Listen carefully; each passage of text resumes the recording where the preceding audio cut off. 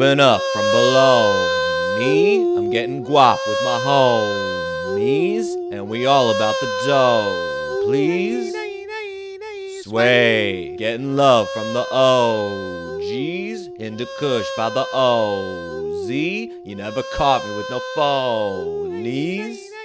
Sway. Hey everybody, Jai Shri Krishna. My name is Ian Garcia. This is Devotional Criticism, and welcome back to the New Movie Diary, a cinema criticism series in which I review recent, new, and up-and-coming film releases and attempt to give you the straight facts about them in my humble opinion. And what a new release we had this last weekend. There were a lot of decent choices depending on how far you wanted to travel. Horror fans got to finally check out a double feature of Immaculate and The First Omen to find out once and for all which was the definitive nunsploitation horror flick of the year. Art house connoisseurs, on the other hand, had Goran Stovlevsky's latest queer drama Housekeeping for Beginners, and who could forget Vera Drew's The People's Joker, finally seeing the limited light of day after over a year of virtually being intimidated out of mainstream existence by those bastards over at Warner Brothers. But for me, there was one hot, red, saturated button that I was eager to jam my thumb on, and that button was boldly labeled Monkey Man, a martial arts revenge thriller starring, directed, and co-written by actor Dev Patel. While perhaps not as severe a story from development to the silver screen as Vera Drew's pop art coming-of-age story, Monkey Man is nonetheless coming to us after experiencing its own rather troubled production history, culminating in March of 2021 when principal photography on the film wrapped and worldwide distribution rights were scooped up by Netflix for a relatively modest $30 million,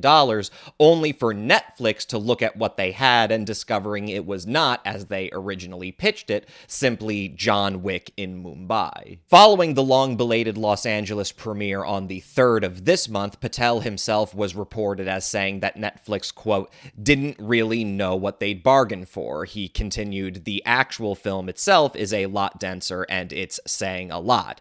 It's not your usual action scene on page 1 and then you continue fighting nonstop. It's trying to do a bit more. The story goes that Netflix originally intended to give Monkey Man a rather unceremonious streaming exclusive release, not even granting it the courtesy of a limited circuit of metropolitan and small city art houses, as they do increasingly less with their most prestigious acquisitions. Only for Jordan Peele to come on board as a producer, getting Universal Pictures to acquire the film from Netflix and give it a proper theatrical push. But having finally seen the film, which I've been anticipating about as energetically as Love Lies Bleeding from earlier last month, especially after seeing those amazing, slick, action-packed trailers with the lean, sweaty Dev Patel beating up goons real good against the hyper-realized, corrupt backdrop of modern-day India. Having finally seen the film, and I'm certainly not alone in this theory, Patel is almost certainly soft-selling the potential reasons that Netflix got cold feet once they saw what Monkey Man was. Patel doesn't really need to spill any tea on his own. The moment you see Monkey Man and compare it not simply to contemporary revenge thriller action movies,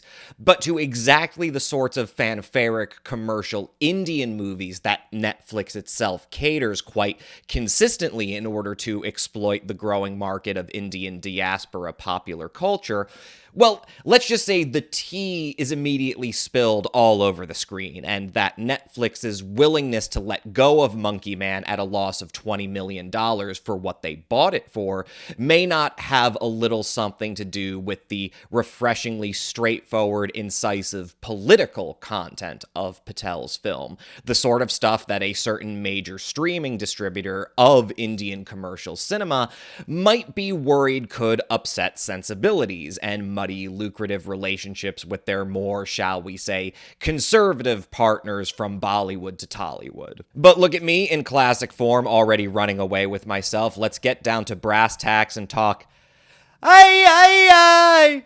Aye, aye, aye! Talking up the big monkey man! Someone in the comments of one of my last videos had the nerve to call my singing intros cringe. Well, guess what? First, I love you. Thank you for watching. But if you think I'm afraid of being cringe, you think I'm afraid of being cringe, you've watched my Love Lies Bleeding review and think I fear the dreaded cringe. Well, guess what? Just for you, yes, and I'm talking to you, now you get 2 singing segments. Ay, ay, ay!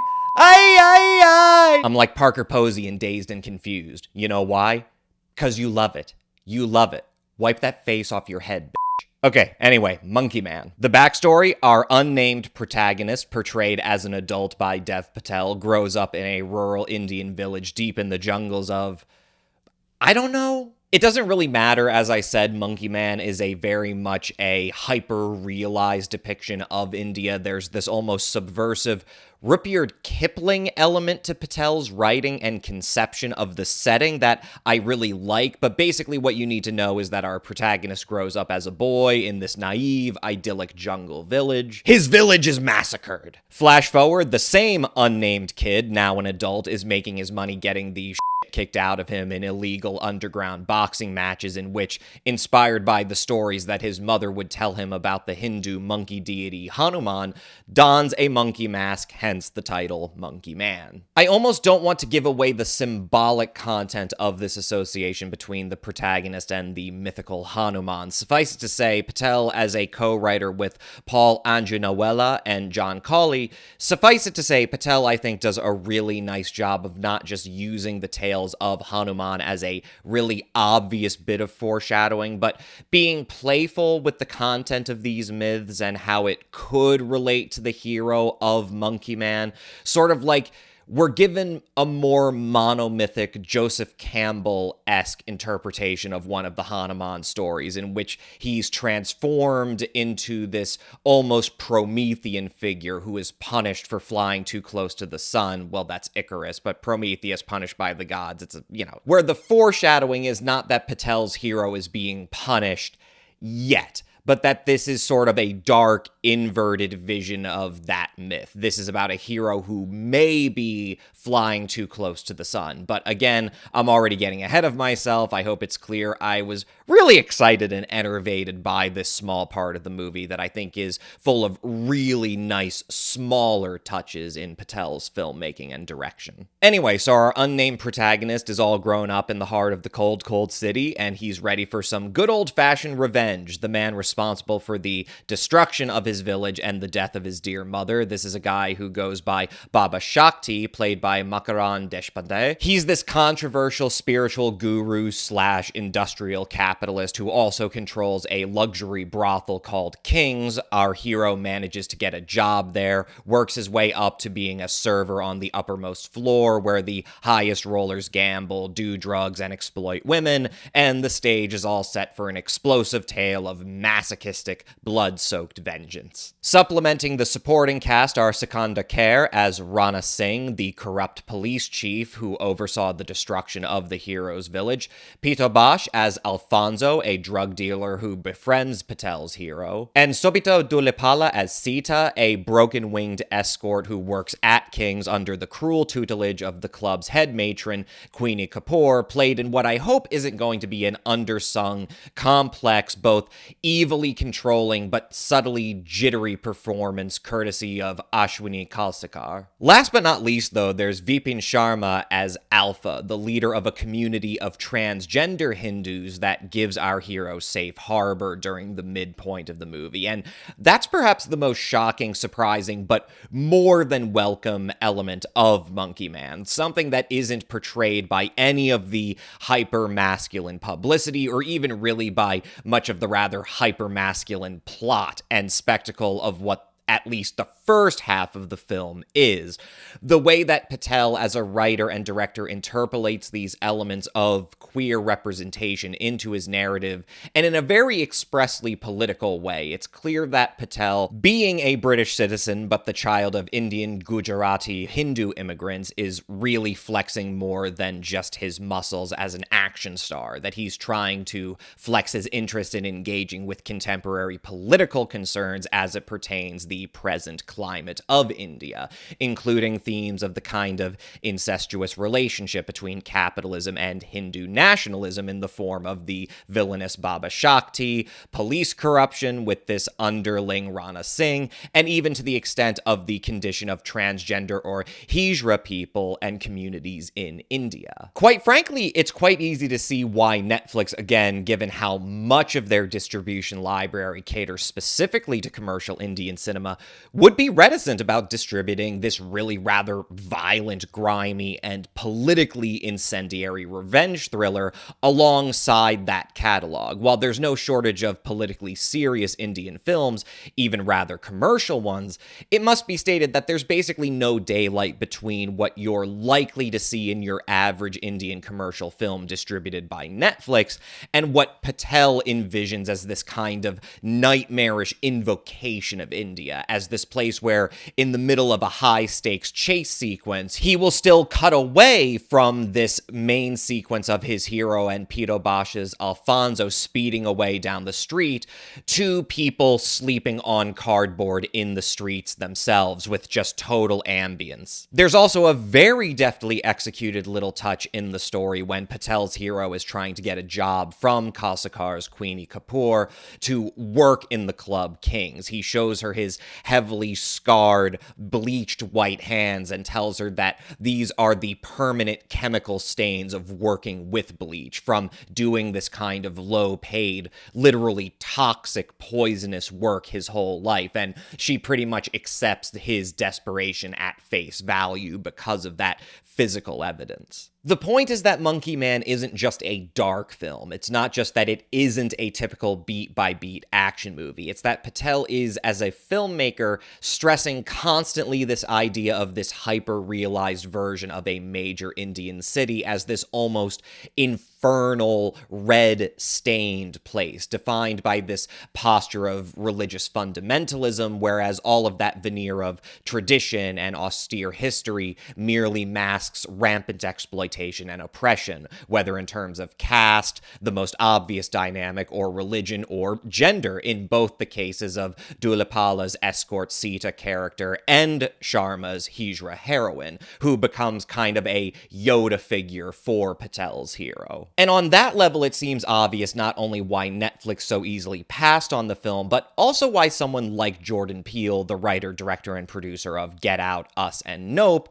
would leap at the chance to get it a proper distribution deal. We've had this wave of expressly political films when it comes to commercial horror movies, but frankly, it seems like Patel is almost angling to make Monkey Man kind of like the Get Out of action movies, like an action film that's gonna punch us in the gut, not just with its action and fight sequences, which are very well choreographed and shot, by the way. Shout outs to fight choreographer Brahim Kaab and stunt coordinator Uday Nans. This is really good jobs and good work in both of their departments. It's not just that there's a visceral punch to this movie, it's that it's very much a sock to the gut in terms of how much more serious Patel seems to be about setting this, in many ways, rather meat and potatoes action revenge thriller against an expressly political backdrop, and one that, whether Patel intended it or not, seems primed to ask questions not just about the gulf between it and comparable commercial action films,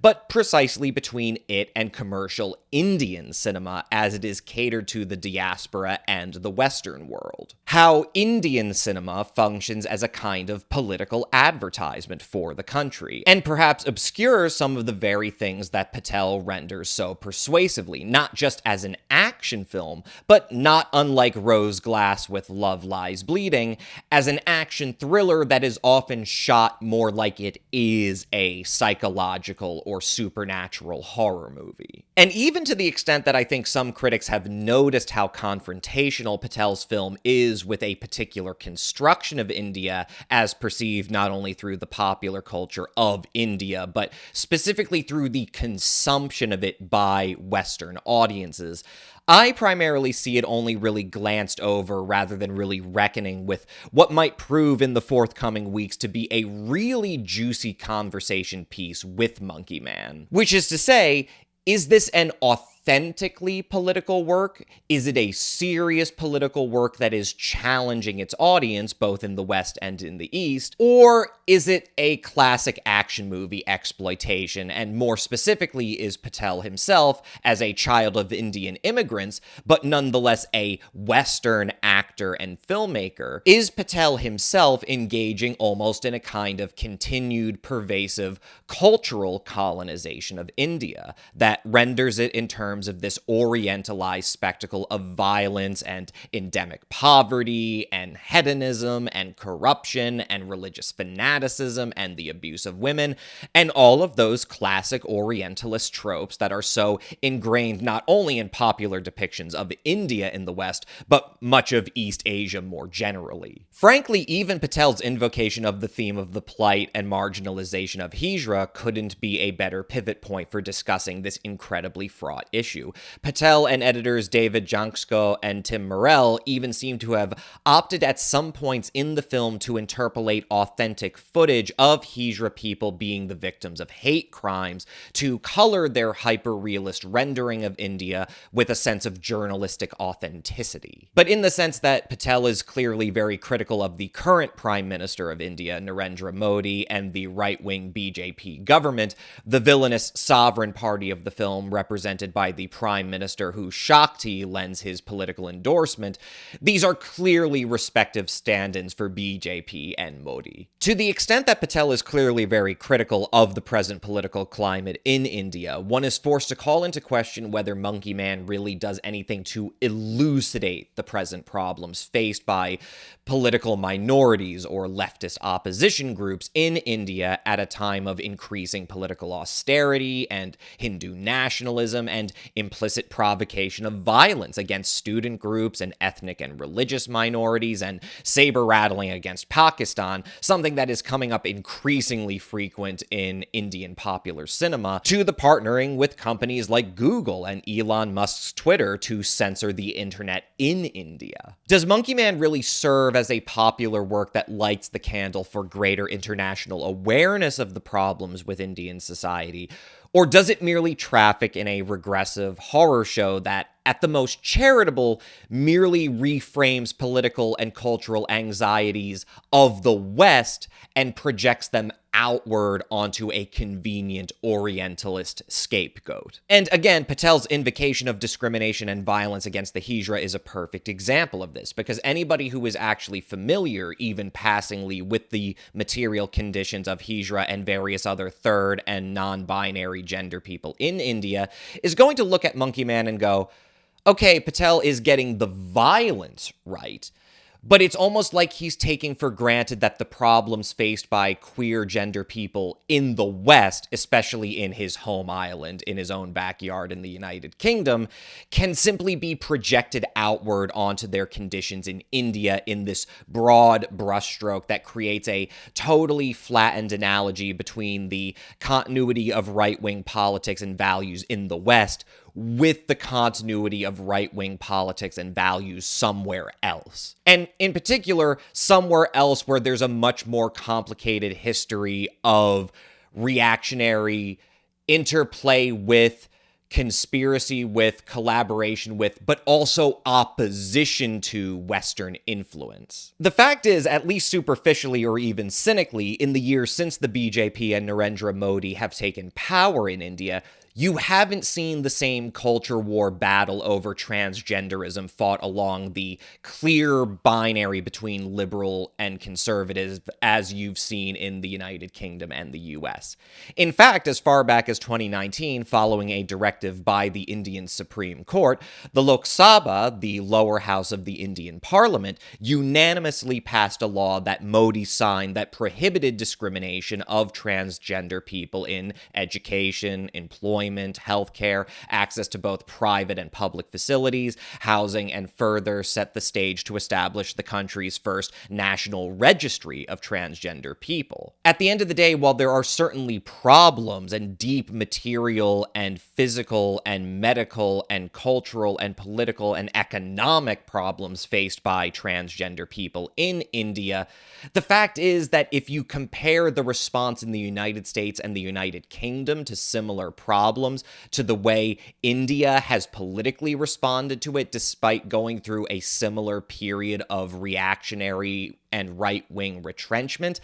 I'm sorry, India is running circles around Dev Patel's home country and the United States for that matter. They're way ahead of us, even in the most basic, substandard way. And since taking power and then being re-elected, Modi has basically wasted no breath calling attention for what a great job his central government has done for trans people, to the extent that if you're a really transphobic reactionary in India, you're far more likely to be on Reddit creating conspiracy theories that Narendra Modi is a closet homosexual or something. And this is something that BJP representatives and Narendra Modi himself bring up all the time, that there is a much more complicated relationship in Indian history and even in the Hindu religion itself with the idea of gender fluidity, with the idea that gender is not binary, that there are people and even revered figures of the divine that embody both aspects of the masculine and the feminine, and that therefore the problems faced by queer people in India don't necessarily break down along the same liberal and conservative lines, because even conservatives could be prone to, at the very least, cynically taking advantage of the idea that, oh, actually, the gender binary was imposed on us by the colonists. That's where we get that from. In reality, our history has always been more open to people who are queer. And none of this is to say that Modi and the BJP are universally beloved by the queer communities in India, and quite frankly, they're probably more critical of Modi than anybody. If you're a queer person, you get used to promises from neoliberals about lifting you up, only so that you can keep falling through the cracks once push comes to shove, and you've actually got to materially advocate for people's betterment. And while I'm sure a lot of queer people in India and abroad are gonna be more than happy to see Vipin Sharma in this film and being given such a substantial role, and one that, without giving too much away, doesn't skimp out by making them a totally passive or sacrificial figure either. While there's a lot to root for, and I am not going to position myself as some kind of expert or predictor on these matters, I'm just saying this film is going to be a conversation piece, and it's going to be a conversation piece along that classic axiom of whether this does more harm than good, if this is real popular advocacy, or ironically, kind of just a Western mirror of Modi and the BJP's cynical exploitation of the uplift of transgender people to the exclusion of really creating a spectacle that meaningfully sparks the popular education of its audience. Or if it's just gonna continue to perpetuate the worst, most deleterious stereotypes about India in the West and thus help exactly nobody. And it really all comes to a head with the fact that I don't think it's unfair to have that discussion, at least about this movie, even as I acknowledge that from the performances to the action to the cinematography by Sharon Mir, that looks absolutely stunning, to the musicality of this movie. The soundtrack work here by composer Jed Kurzel has so much thump to it, even as this movie pulls you further and further into its grime and blood and darkness. Throughout, there are still these moments where the beat is just so infectious. Music director Sneha Kanwalkar has turned in some really great original songs for the soundtrack as well. Even as I acknowledge that Monkey Man is honestly such a consummately made film, especially for a first-time director, and right down to that very authentic feeling of Patel really seeming to embrace Indian cinematic conventions, even as he challenges those same conventions from a heterodox diaspora position. The film is a comfortable 2 hours, but there is absolutely a point right about the middle where you reach it, and if you watch a lot of Indian movies, you're like, oh man, this is like a Easter egg of this is where the intermission is supposed to be. This is where you're supposed to be able to stop the movie, get up and stretch your legs, but you're not going to be able to. It's almost like even Monkey Man itself is hinting at the idea that Patel is directing it from a perspective of the ideal way to watch it is not one that Western cinematic conventions allow for. I love how Patel has kind of crafted this violent odyssey around a 2-act structure that really lets each half breathe breathe with its own vitality, and which obviously gives a lot more presence and weight to all of that stuff involving Vipin Sharma's character. For as excellently executed as this film is, as much as a consistently exciting experience as it is, at the end of the day, it is living and dying on political pretenses that its meat and potatoes plot and characterization can't really support. This is the sort of post-John Wick movie that specifically in dialogue references John Wick in a way that is clearly meant as both an homage but a subversive nod as well, as if to say, okay, yes, John Wick has influenced this movie, but it's heavily influenced a lot of action movies, but we're really doing something very different from John Wick here.